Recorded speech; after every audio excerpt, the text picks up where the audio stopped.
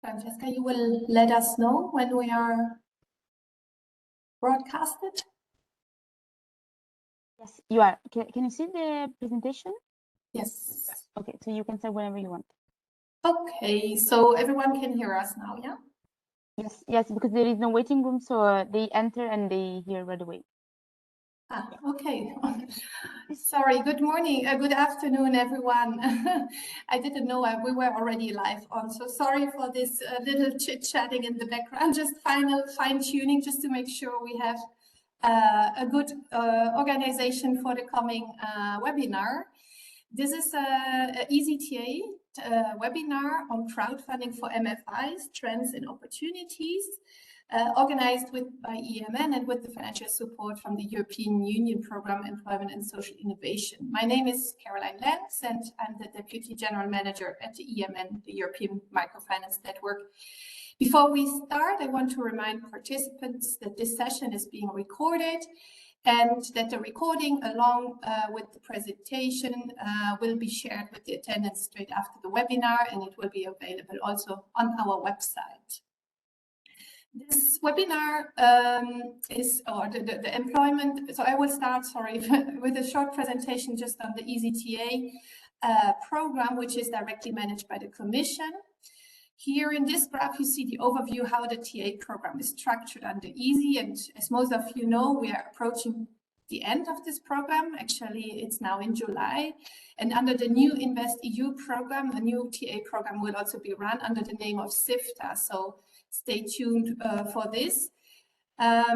Here, this TA program is organized in two strands of support to the microfinance sector. So we have one strand which is implemented by Frankfurt School of Finance and Management together with the MFC and EMN together as a consortium.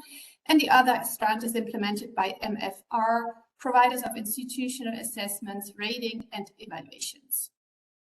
And then secondly, in yellow, here you see the easy financial instruments, which are managed by the EIF, which include the guarantee and the capacity building window, also products that are going to be continued in the successor program. And a third component, which is in gray on the slide, which is the easy grants and the BDS grants. In the conference, so maybe Francesca, you can go to the next slide. Yeah, so last week or 2 weeks ago in the EMN conference, the EIB presented the big outlines of this new technical assistance programs, and it shows that there is a lot of continuity. So basically, I'm showing you here the slides from the EasyTA, but the services provided will stay pretty much the same. So capacity building services for selected beneficiaries, coach training also for practitioners willing to implement the code of good conduct, and dissemination of good practices and the help desk, which are available for the wider audience. Okay, there is one more slide with some email addresses and where you can find some more information. And this was my little intro to the webinar. The next slide, Francesca, we see very quickly, but I guess you're all familiar by now how this goes. So basically you have three ways to interact with us, with the speakers and myself. So you have the possibility to raise your hands, so we know that you want to take the floor. You can use the chat bar to talk with one person in particularly, so also amongst you as attendees. And the Q&A allows you to bring questions to our attentions, which will then be addressed by our speakers. Okay, the main objective for this session today is to share some basic knowledge about crowdfunding, while, and I think that's the most important part, also highlighting possible touch points with microfinance, where there is complementarity and also room for partnering. We are looking at some 40-45 minutes ahead of us, and which will hopefully be quite dynamic and interactive. Our guests are both very knowledgeable in the topic of crowdfunding and ready to answer your questions, and also equipped with good practices and advice. So with no further ado, please let me introduce you to Mauricio O'Brien. He is the Regional Development Manager at European Crowdfunding Network, and he's in this position since a bit more than 2 years, but he brings along many years experience also from the field, as he has also been a co-director of the Goteo Foundation. Mauricio, welcome. I think the first question would be just to kick off, right, the conversation. And I would like to ask you to give a general overview of what is crowdfunding, what are maybe the main topics or the main method tools you use, and what are the big trends in the sector. Super. Well, first of all, thanks very much for the invitation, and it's an honor to be in this webinar, especially sharing values and interest within crowdfunding and microfinance. It's a great opportunity to establish those bases of collaboration that we hope in the future we could also bring in to another webinar or another session in the future. I prepared a small presentation, very brief, to give that first insights on what crowdfunding is, the different typologies of how it works, and I'm going to share my screen just for the sake of it. Okay, there we are, and hopefully you'll be able to see my screen now. Just confirm on the technical side. Super, wonderful. As we said, we are an organization that it compiles and arranges the different actors in the crowdfunding sector, public and private, and also thinking of the professional side of the platforms. We are working all over Europe, and the intention of this session is to, as we said, just bring in a couple of the topics, open up that toolbox of what crowdfunding is. Containing this word of crowdfunding already brings us to different typologies of financing. Okay, first of all, we have to talk about the non-financial tools. It could be donation-based crowdfunding, reward-based crowdfunding, in which in these two cases we may imagine, okay, somebody could support a project by supporting its mission and giving its financial support. On the reward-based crowdfunding, backers or those supporters will expect something back. That perk, you know, it could be a product, could be an experience, could be a initiative, you name it. And the more well-known as financial tools in itself, we have crowdfunding through lending, you know, loans in exchange, loans of different users in exchange of that interest. Okay, also would be a point of working. And last but not least would be equity, in which somebody could invest in a project directly for the sake of having a share in the revenues of the project or the future evolution of what it is. Understanding these four pillars of this big word, okay, of crowdfunding, bringing community around through the small donations and the small amounts of money that they could put into a project, we could highlight one of the sort of hybrid model that I would like to bring into the session, that it's the match funding, how public and private authorities could participate by supporting programs connected to crowdfunding platforms. For the sake also to open the debate, you know, what crowdfunding brings in. When we talk about crowdfunding in general, you know, we could think, okay, this is just a regular entrepreneurship startup with no direct social impact, and maybe just for the sake of technology. We could go through these three pillars, which is the budget or the amount of money that he wants, which is the community that he could actually bring in, and which capacities or which skills on communication they could make this projects be aware, you know, of what's going on. But when we're talking about civic crowdfunding, it's applying that impact filter into that project that has driven through social mission. And when we're talking about match funding, is those public and private authorities participating on that program to incubate, to potentiate, and to enhance that potential impact of those projects and that social return that could be also brought thanks to it. When we talk about the benefits of using crowdfunding, it's considered and it's understood as an alternative way of funding, very old style, old analog collection, the old style, old-fashioned way of funding. but it also allows something else for those that are promoters of the project. First of all, helps to validate an idea, narrowing it down to a specific moment in time, a campaign in a crowdfunding platform. It could be combined with other types of funding. Doesn't mean that they're exclusive. It's for the sake of it, could be transversal. It expands the concept of collectiveness through a specific communication, because you're working with the crowd, with that community, you're opening up to participation and to a direct relationship with them, and you want to just bring in all those objectives that you have in mind, what you're working, which is your calendar, which is the commitment that you're building already from scratch without even starting. And obviously, the last point would be maximizing the impact thanks to that community effort. We are bringing in the collectiveness, that community, that common goals that we're going to share through funding, and crowdfunding obviously takes all this little points into account. To put you some examples, just very briefly, if we talk about social economy, we have the case in which we may tackle social issues thanks to social entrepreneurship. We may imagine the Rambla of Barceloneta, full of people that just trying to sell goods and try to do a living. There's a conflict sometimes in between that relationship of social inclusion of those immigrants considered illegal, and there's a clash within society. What happens if we take those same ingredients and we change the order? What if that issue we could be tackled through a social initiative, through an entrepreneurship, by building a project that could be funded?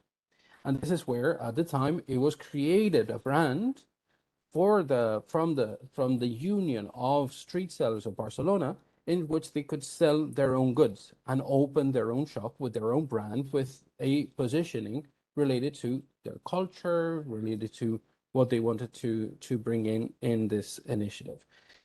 It's a very starting point.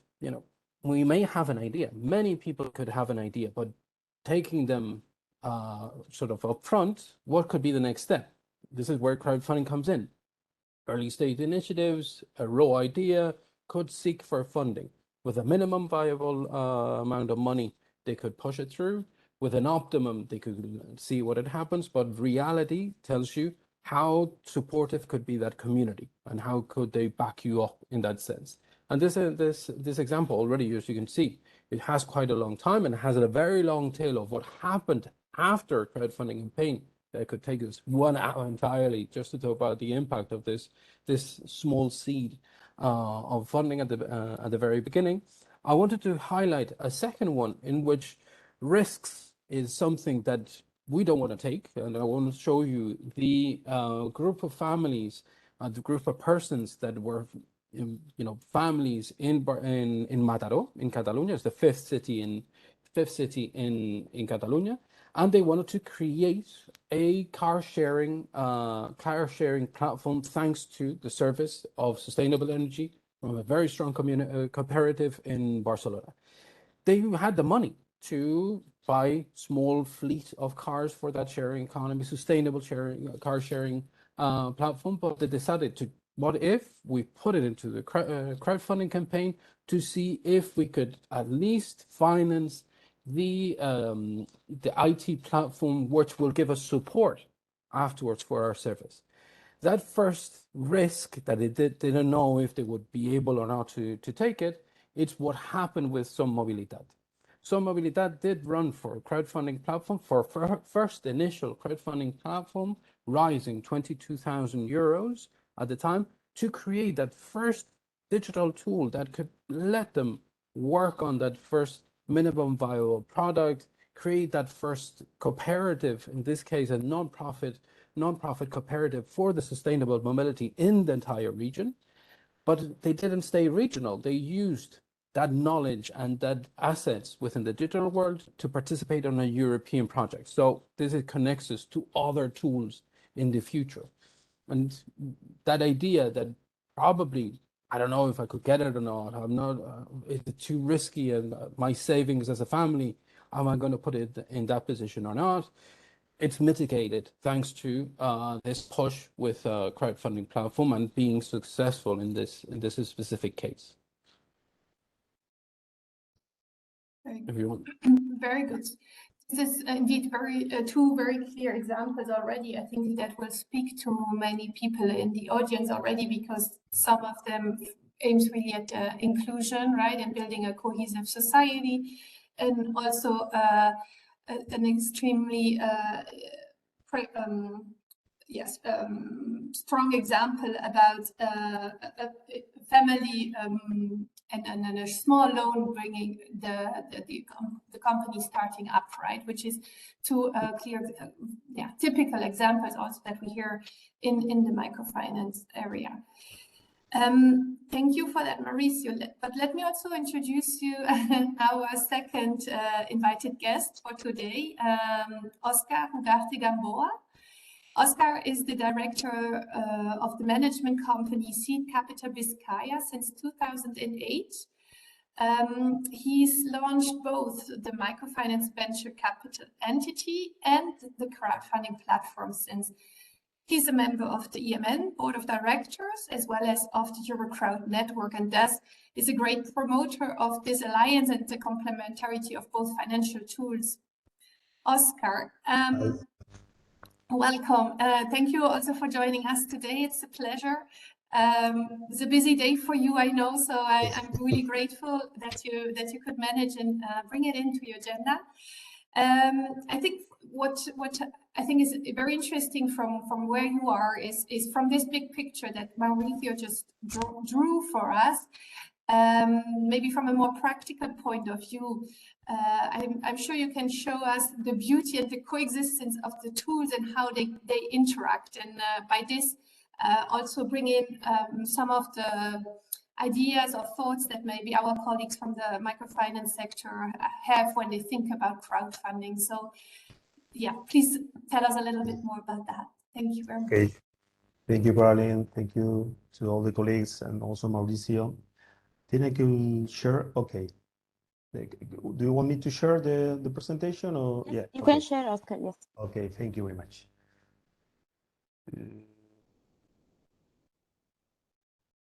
Wait a second. If you go to view, you should be able to have the file. Okay, can you see it? Yes. Yeah, okay. So thank you very much, Caroline. It's a pleasure. I'm a super fan of microfinance institutions, so I feel like playing at home. So we are probably a peculiar institution. Seed Capital Vizcaya is a combination between public and private partnership. So we have I used to say that we have two souls inside the company. We have been doing a long path since we started with this private and public partnership. So we created in 1991 the first one of the first seed funds in Europe. It was very interesting to create this tool, and we have a long-term record in this fund. And then we created several funds, including a social impact fund in 2014, and an MFI that is the unique MFI of a public institution in Spain. In 2018, we decided to create a crowdfunding platform that I will show you in the next slide how we managed to do this. And in this year, we managed also to create Micro Europe, a really cool new venture capital company to provide liquidity to small MFI, but this comes in another event, and a fund of funds to invest in our territory in the regional country of Vizcaya inside the Basque Country.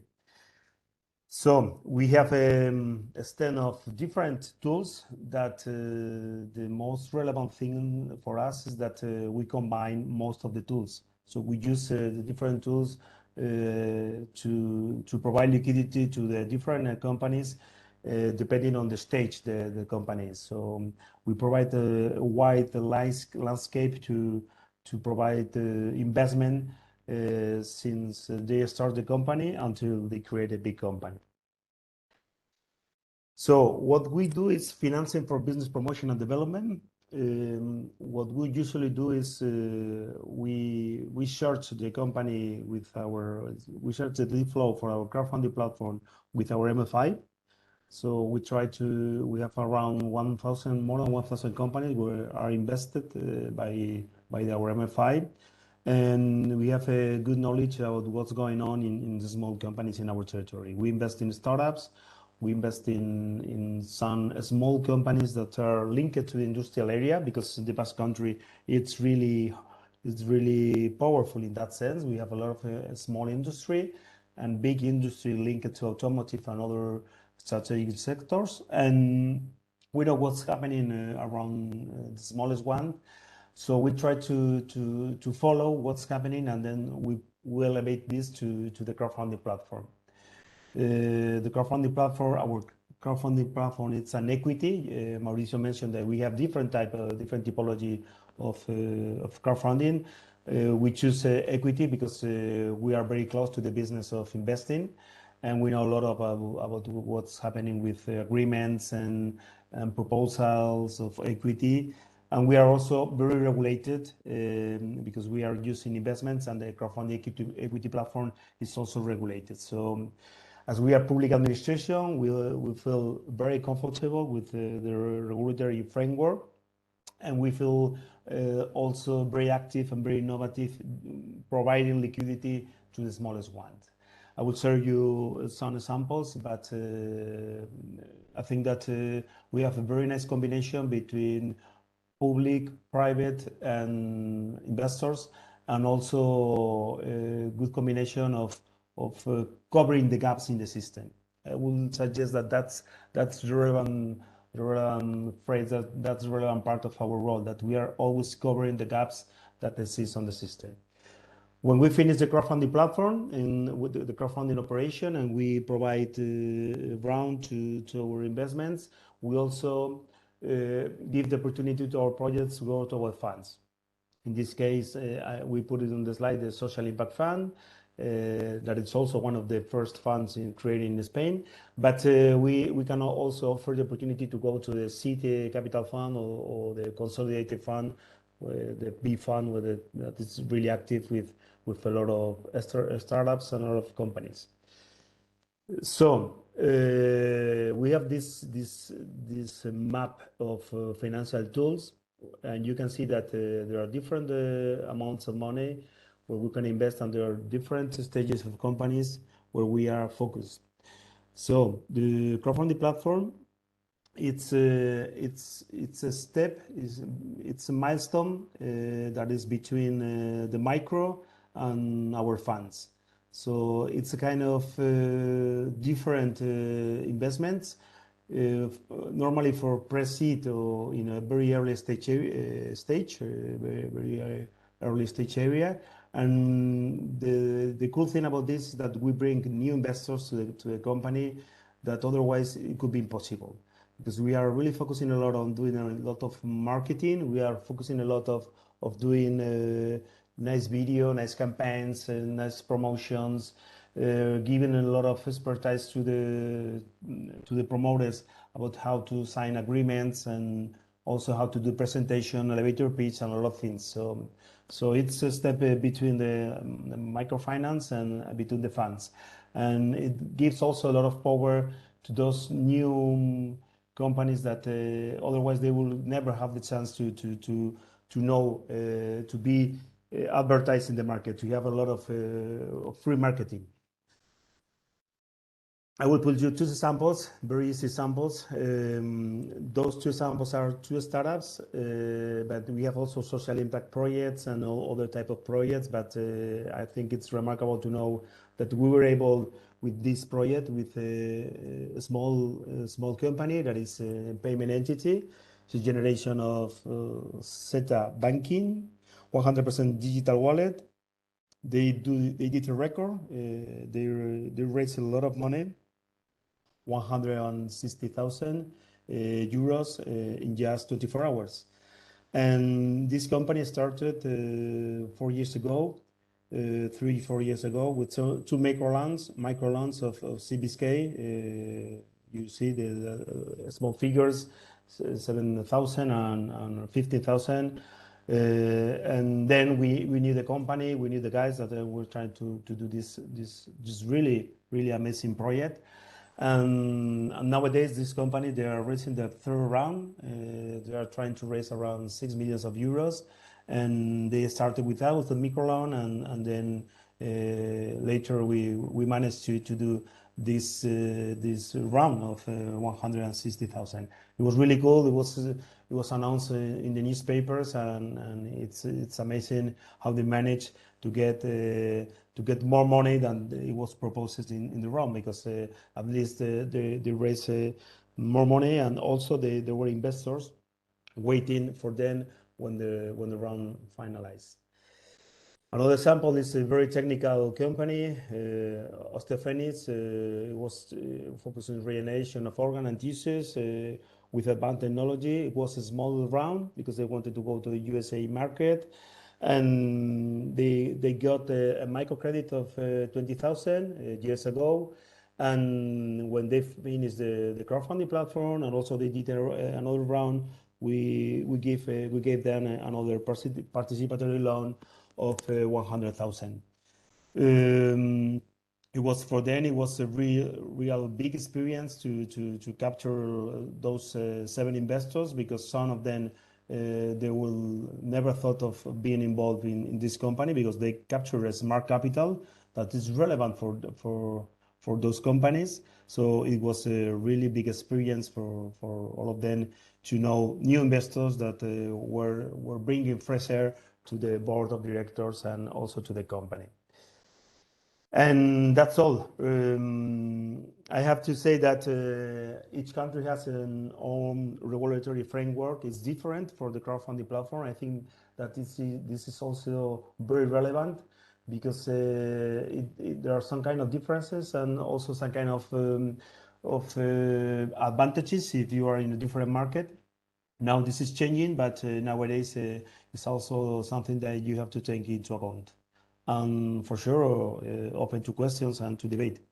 Yeah, very good. Thank you, Oscar. I'm looking at the questions, but I haven't seen yet any coming through. Francesca, interrupt me if you are seeing some.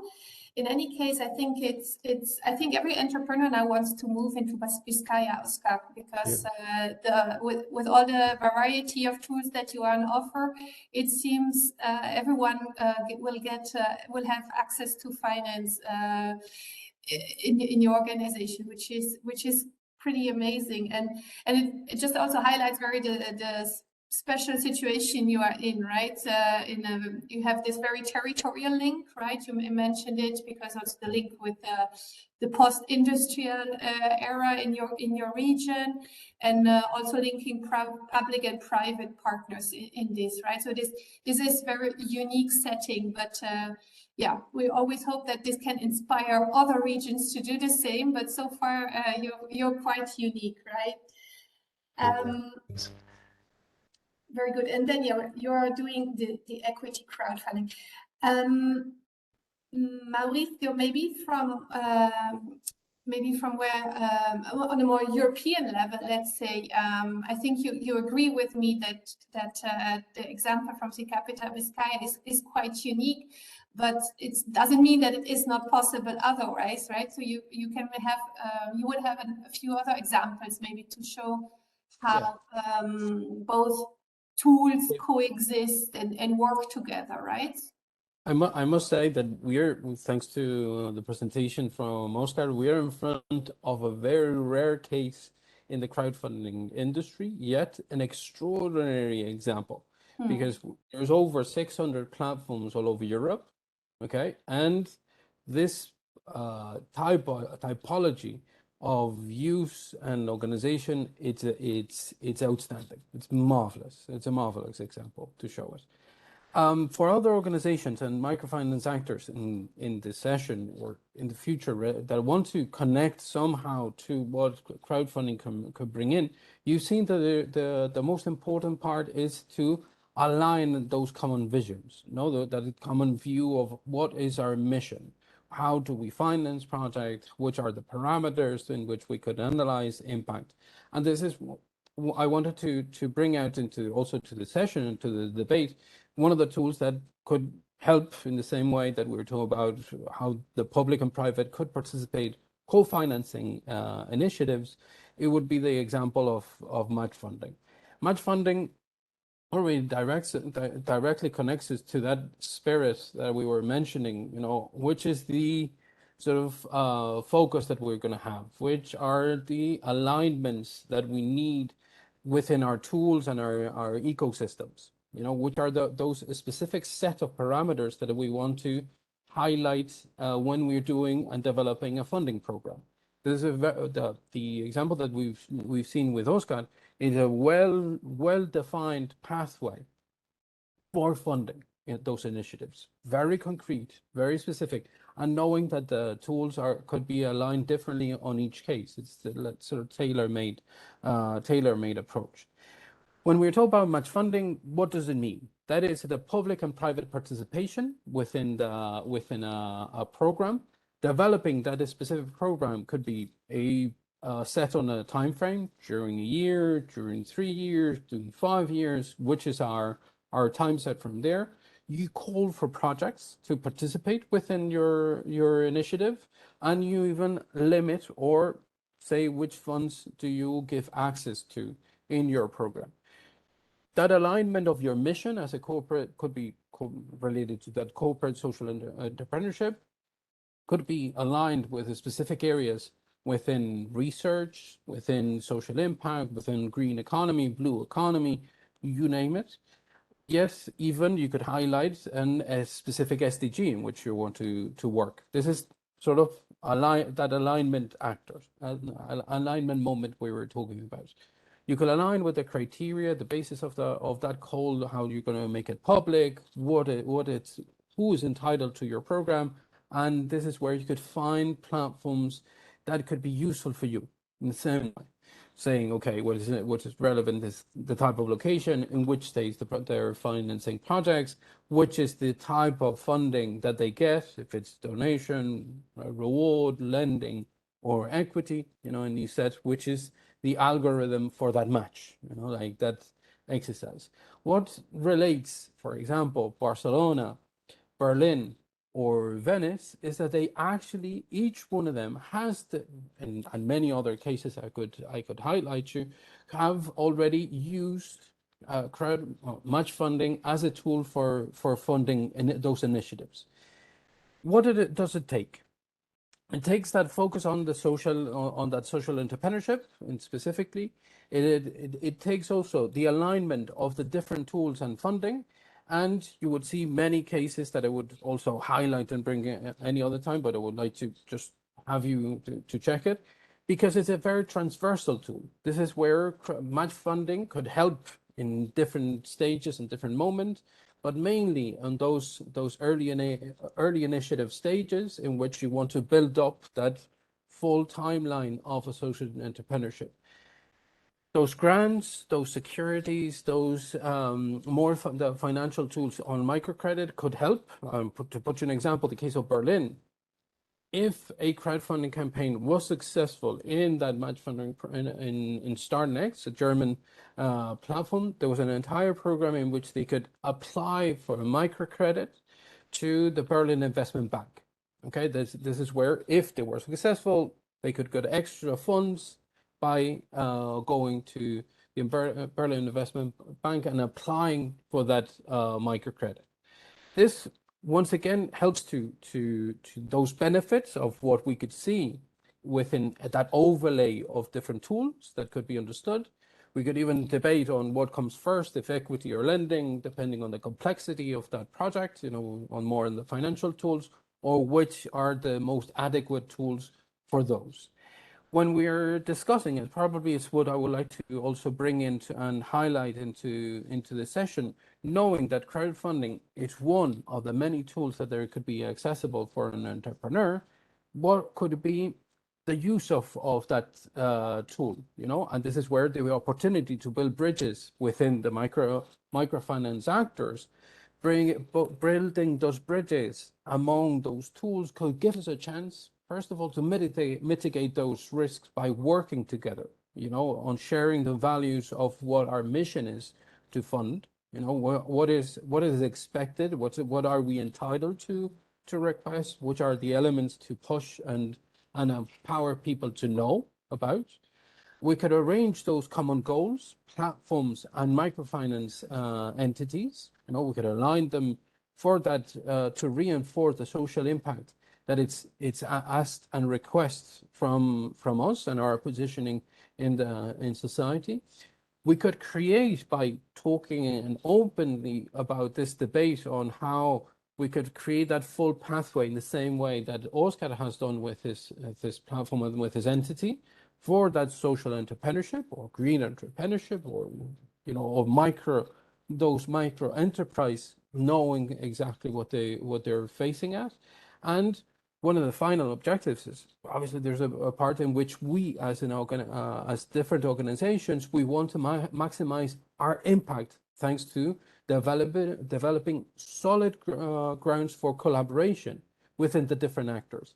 If it's understanding in between platforms and entities, or even, why not, as the example where I was mentioning about, on the match funding side, what if there could be a combination of different funds and tools for the social entrepreneurship, and would be a great opportunity to open the debate and see what is the next steps we could take together. Yeah, indeed, that sounds like a massive, Always. quite a good possibility, or quite a range of options. Maybe this would be the moment where I would really like to hear a little bit from the people who are following us, because just to hear, maybe, I don't know, if someone wants to jump in, just maybe telling us a little bit why you were interested almost in this webinar, right? What was interesting to you about crowdfunding? Did you get some of your answers? Something, coming to your attention, having the possibility today to benefit from Mauricio's and Oscar's knowledge. Yeah, I see one question is coming in. I think Mauricio and Oscar, you can also see it. So there's a question about regulation. I think it comes pretty timely, Mauricio. You told me in the preparation a bit about it. And I was wondering if it is a good thing to bring up, because, regulation is always a massive topic, but I think now that we got the little kick we needed, right, to go into that. So the question says, is there a specific legislation at EU level related to crowdfunding? Trending topic question, Mauricio. Yeah. Yes, trending topic question. I'm gonna be solid. Yes, there is a European regulation for the crowdfunding sector, and I could say it so solid as it is because in November this year it's going to be implemented in hopefully in the entire European Union, and all the member states will have to have in place a regulation aligned with that European legislation.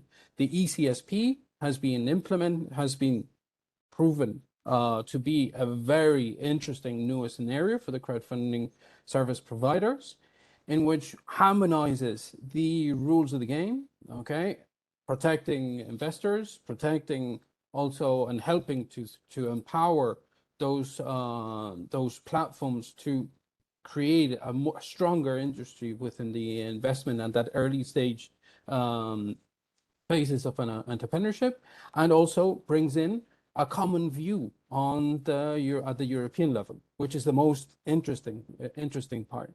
The difficulty probably here is how to align those pieces of the puzzle from the crowdfunding platforms. But there's a marvelous work being done by the platforms, as Oscar could highlight. They're taking the steps to readjust into that European scenario, which yeah, I would say that there is a regulatory framework only for equity and crowdlending or crowdhousing platforms. Other type of platform like donation or reward, they are free. They are not involved in this regulatory framework. I will say three things about the regulatory framework that are relevant for you, just to know what's going on. You have to divide the type of investors that you manage. You have to separate, to have a different treatment for professional investors. You have to consider them as professional, and they have to fulfill a different papers, different documents with the company. And there are other type of investors like citizens that they have more flexible rules. That has changed a little bit, but more or less there is also the same philosophy. There is also in the Spanish regulated framework, there is you have to fulfill liability insurance coverage. It means that you have to do a big effort in case you have done a wrong selection, or you have to cover some of your operations. And also the Spanish regulatory team, they ask for an expertise for the team in some kind of investments area. So you have to attract, or you have to create a team that more or less have some kind of expertise in that pool. There are other type of details that are on the table, but more or less I will say that in fact this is not difficult to create a team and to fulfill those conditions, but it depends on the regulatory. In any case, there are a lot of different countries with different details around this, and we are lucky that the lobby of the Eurocrowd forced the Commission to be involved and trying to capture the same atmosphere for all the European investors. So that's really good, because all the type of investors could come to our platform and do operations easily. I think there is a question about how to avoid overlap with the microcredit instrument. Yeah, indeed. The question is because you chose for an equity platform, Yeah. and since you have both tools under one roof, also it's interesting to understand maybe in more detail how you create indeed that these are not competing for the same market, but rather complementary. To how do you manage this? Because potentially, as we were seeing from some of the examples, they could benefit from both, right? The same project could, in some cases, go for the crowdfunding and for the lending, right? So how do you arrange this, let's say? Okay, first of all, I will tell that we are also thinking in implementing a crowdlending platform.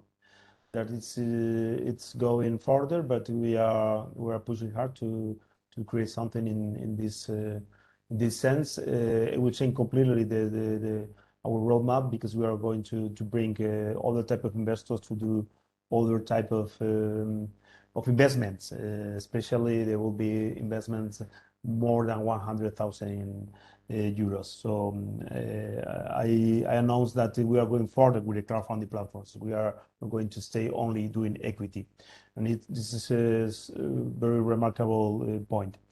For us, having the chance to do operations with the crowdfunding platform gives us a lot of possibilities for us and for the team, for the company that we put in the platform. I have to say that the rounds that we manage in the equity platform are bigger than 50K, so there are not micro rounds. We used to be around 100,000 each round, and it's a completely different tool. Having our MFI, it's a good chance to see what's happening in other landscapes. Most of the crowdfunding platforms, they have problems to find really good projects, because the key of having a marvelous round in a crowdfunding platform is to have a marvelous company. It's the best marketing when you have a nice company and you put it in the platform, which creates beautiful products around climate change, energy, or technology. There are a lot of people trying to invest and asking for them. It's not necessary to do a super big marketing campaign to capture attention. The magic thing about the crowdfunding platform is that you show the talent and the big companies and the cool companies to the citizens. So for us, it's super complementary. We discover new investors with this way, new investors that also could invest in other interesting companies that we are trying to share, to move to co-invest. And also it gives us a really different theme. If you compare it with other crowdfunding platforms, it gives us the power to show the real talent that we are managing around our territory, and also to show that that people is able to impact in our society with really interesting impact projects, because we also share social impact projects. Maybe we did not give a loan, a micro loan, but we have in our radar, and we put in the platform social impact projects in equity format. So it's a different point of view of trying to help the social impact projects. And we are also the same. We are covering the gap that we detected in the system. So there are a lot of gaps in the system that are not covered with private investors initially. So we have to push, we have to go forward, we have to elevate to the platform, do a lot of marketing, and then things happen. So that's the great part of creating an equity platform. Yeah. So I guess the where it is, Mauricio, I will get straight to you. As I understand this, is that the equity is for much bigger projects also, right? So there's that choice of, I don't know if it's a choice or if it's market driven, but the equity are for much bigger tickets, let's say, and let's put that alignment where we were talking about. If we understand that in average numbers all over Europe, we'd say donation-based crowdfunding campaigns get up to 8,000, 9,000 euros average. Okay, if we understand that in between 20 and 25,000 could be a success with a reward-based crowdfunding platform. We already have a volume of that finance. We could say, okay, there's other cases in which they've raised a lot more money. If we say about lending over 100,000 euros, or even equity over 350, 400,000 in average numbers. We could say campaigns, we could highlight campaigns that have broken those records on each one of them. Say, why not? Understand that you could raise 130,000 euros in a reward-based campaign if you have it proper, or you could raise millions in an equity-based platform. This is where average numbers do give us a bit, though, that scale factor. There's also answering to that overlaps. We know that the tools are there; they've always been there, and we have to understand that once a project needs funding, we could arrange the pieces of the puzzle more adequately. It's a tailor-made solution. Probably a project when it arrives to Oscar's office may not be ready for equity at the moment. Yet, depending on which tools he has access to, he could prepare it if it's needed to that scale up in that equity platform, knowing that each tool has its pros and cons. We understand that there's pitfalls within the crowdfunding campaigns if they have developed that communication properly and that strategy upon how to make it more participatory, how to make it more direct. But we must also highlight that it's a perfect example of advertising it as much as you can, as you've never done before up to that stage. While other bigger tickets, beyond those rounds of crowdfunding could be requested in any other typology of funding. But we have to probably change that overlap. We could enhance that transversality, knowing that depending on which moments you bring them in, it could be even better to avoid those risks. I always say an example, I recall a report on a business school in Barcelona that says early stage initiatives, startups in itself, that look for money in crowdfunding campaigns arrive to the maturity for investment 3 times quicker if they go for a crowdfunding campaign, because they're ready, they're minimal viable product, the communication, the team, it's solid, and they're willing to take another step forward. And we may think even, okay, early stage could go from reward to that first steps of during 1 year that they analyze what the impact is, even the user experience, which has been the response, which is the effort, which are the pitfalls of my initiative, and probably a year after, 2 years after, they could go for an equity campaign. Why not? And to go to that, how could we cooperate, or how could we create a common market? We have to understand each other somehow, in which we know that there's those overlaps. But if we are willing to look for that transversality, we have to talk on how to connect those different programs of funding. Could it be through match funding? Could it be aligning our responsibility as key actors on the funding perspective? The regulation came through just a moment ago, and also the due diligence. Why not? Which are the criteria of due diligence for impact investment, for that social entrepreneurship, that could be the connector for something else in the future. This is where we have to also set those bridges in between different organizations, even ecosystems on all over Europe. Yeah.